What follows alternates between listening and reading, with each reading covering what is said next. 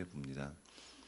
오늘 22편의 이 노래는 정확하게 이 다윗이 언제 지은지는 이 말씀 속에서는 등장하고 또 우리에게 전달해 주지 않습니다.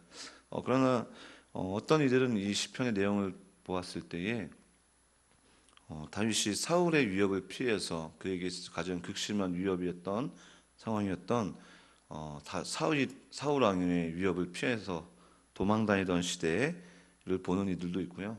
또 어떤 이들은 그가 왕정에 올라서서 가장 큰 위기였던 자기가 사랑하는 아들 압살롬에 의해서 목숨을 부지하기 위해서 도망쳤던 그때 시절에 지었던 노래일 것이다 라고 이렇게 두 가지 의견을 이야기합니다. 그러나 이제 이것이 언제 지어진 것이 중요한 것이 아니라 이 내용을 보면 분명한 것은 다윗이 굉장히 큰 위기 가운데에 탄식하고 있다는 것을 우리는 이 내용만 지금 오늘 1절에서 10절까지만 읽었는데도 다윗이 얼마나 그가 괴로움을 겪고 있고 탄식하고 있는가를 볼 수가 있는 것이죠. 결국은 다윗이 엄청난 위기 상황에 있다는 것을 우리는 알 수가 있습니다. 또한 오늘 이 20편의 시편은 많은 학자들이 고난받는 메시아의 모습을 보여주는 노래다라는 것을 우리가 알 수가 있습니다. 그래서 대표적으로 1절 보면은 내 하나님이 어찌하여 나를 버리셨나이까 라는 이런 말씀을 보면 예수님께서 십자가상에서 운명하시기 전에 하셨던 그 말씀을 우리는 기억할 수가 있습니다. 분명한 것은 오늘 이 시편을 통해서 우리가 어떻게 또 탄식에서 찬양이라는 말씀이 지금 오늘 어떻게 하나님께서 우리에게 주시는 은혜와 또 말씀을 주신지를 함께 나누려고 합니다. 어떤 한 믿음의 연예인이 고백하는 내용들을 보면서 그 주요 골자의 내용이 이렇습니다. 참 많은 인생에 어려움이 있었다. 그리고 그 인생의 어려움이 조금 나아질 것 같았더니 또 다시 어려움이 있었고, 또 어려움이 좀 해결돼서 나아지는 것 같더니 또 다시 어려움이 있었고, 그냥 계속 그런 반복되는 삶을 살아가는 모습 속에서 점차 하나님이 어떠한가를 보고 하나님을 찬양할 수밖에 없었다라는 그런 간증의 내용들을 제가 본 적이 있습니다. 그런데 그게 비단 그런 그 연예인 그 한 사람의 인물의 이야기가 아니라 어쩌면 우리 신앙인의 우리 모두의 그런 이야기가 아닐까 싶습니다. 우리도 크고 작은 어떠한 일들이 날마다 반복되고 또 그 안에서 탄식을 하며 때로는 넘어지기도 하며, 그러나 그것에서 우리가 절망하고 끝이 아니라 또 하나님께서 우리를 찬양할 수 있는 힘을 주시고 또 감사의 내용들을 주셔서 또 하나님께 나아가지만 또 때로는 어떤 때는 또 다시 한번 무너지는 그런 굴곡 같은 인생이 우리의 신앙의 인생이 아닌가 싶습니다. 결국은 예수님께서 오시는 그 순간까지 어쩌면 우리는 그러한 일들의 반복 속에서 계속되는 연단과 그 과정 속에서 하나님을 알아가는 그러한 삶, 우리 육신의 삶이 아닌가 싶습니다. 오늘 이 말씀의 제목처럼 오늘 이 본문에서 보면은 다윗은 불평과 찬양 이렇게 계속 반복됩니다. 두 번의 반복이 이어집니다.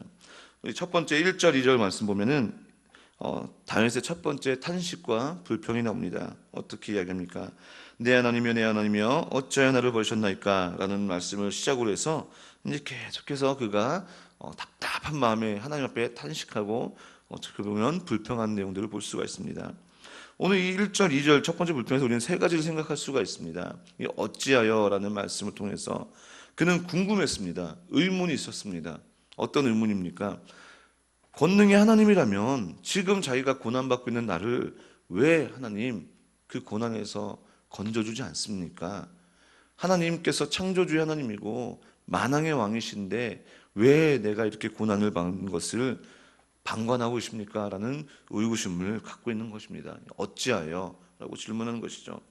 그러나 우리가 분명히 알아야 될 것은 이 다윗의 어찌하여라는 이 의구심은 하나님의 권능이 없다는 것을 의심을 두고 있지 않습니다. 철저히 하나님은 능력이 하나님이신데 왜 나를 가만히 두십니까? 라는 그런, 분명히 하나님은 나를 건지실 것인데 왜 지금 나를 이렇게 가만히 두실까? 라는 그런 초조함의 기다림의 의구심인 것이죠. 절대 하나님을 권능의 하나님이 아닌 것을 의심하는 것이 아닙니다. 또한 그런 의심 속에서 또 한 가지 의심이 듭니다. 그런 불평에 어떤 의심의 불평이 들어갑니까? 왜 이런 것이 시작되었는가?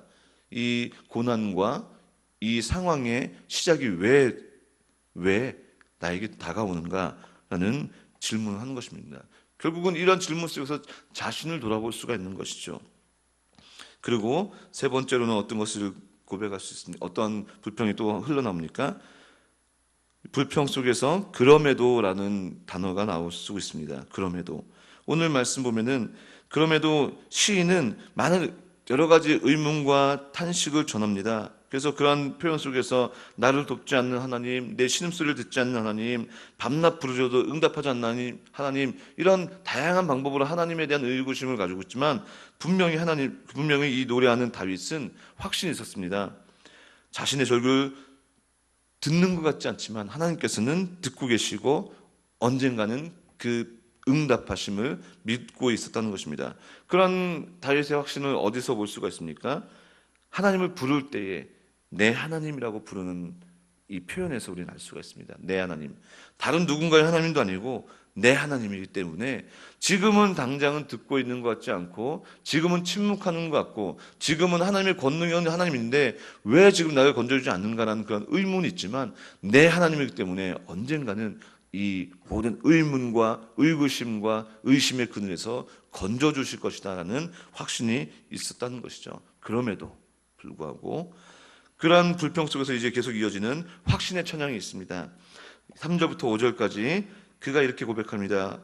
이스라엘 중에 거하시는 주여 주는 거룩하시니다. 우리의 열조가 주께 의뢰하였고 의뢰하였으므로 저희를 건지셨나이다. 저희가 주께 부르짖어 구원을 얻고 주께 의뢰를 하여 수치를 당치 아니하였나이다 라고 고백하고 있습니다.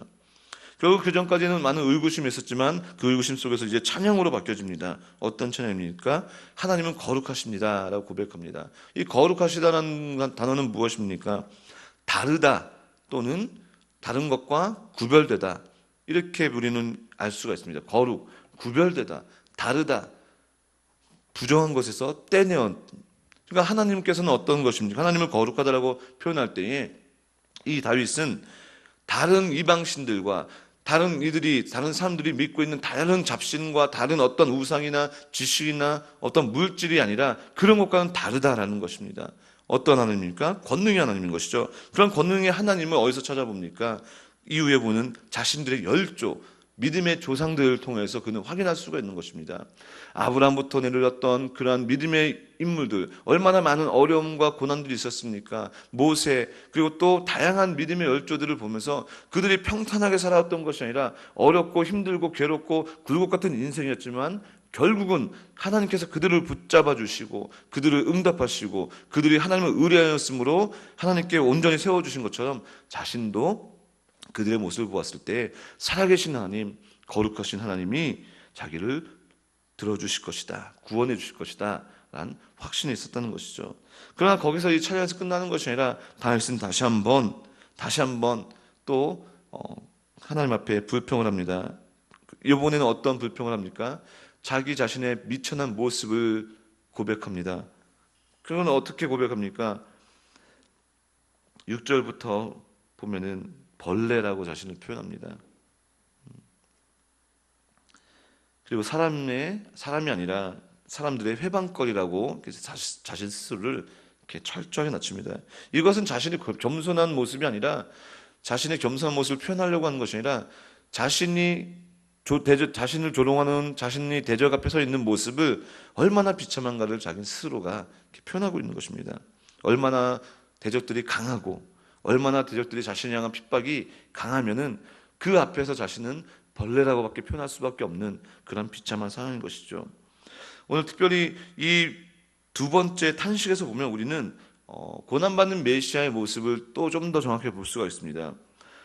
7절, 8절 말씀 보면 이렇게 고백합니다. 나를 보는 자는 다 비웃으며 입술을 삐죽이고 머리를 흔들며 말하되 저가 여호와께 의탁하니 구원하실 걸 저를 기뻐하시니 건지실 걸 하나이다 라고 표현합니다.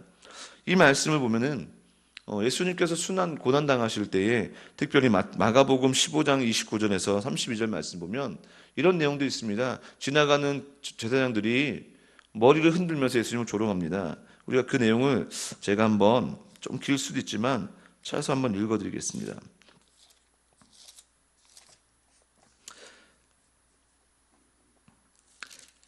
예수님을 조롱하는 그들의 모습을 통해서 다윗이 어떤 조롱을 당하고 있는지, 지나가는 자들은 자기 머리를 흔들며 예수를 모욕하여 가로되 아하 성전을 헐고 살리시는 자여 내가 너를 구원하여 십자가에서 내려오라 하고, 그와 같이 대제사장들도 서기관들과 함께 희롱하며 서로 말하되 저가 남은 구원하였을 때 자기는 구원할 수 없도다.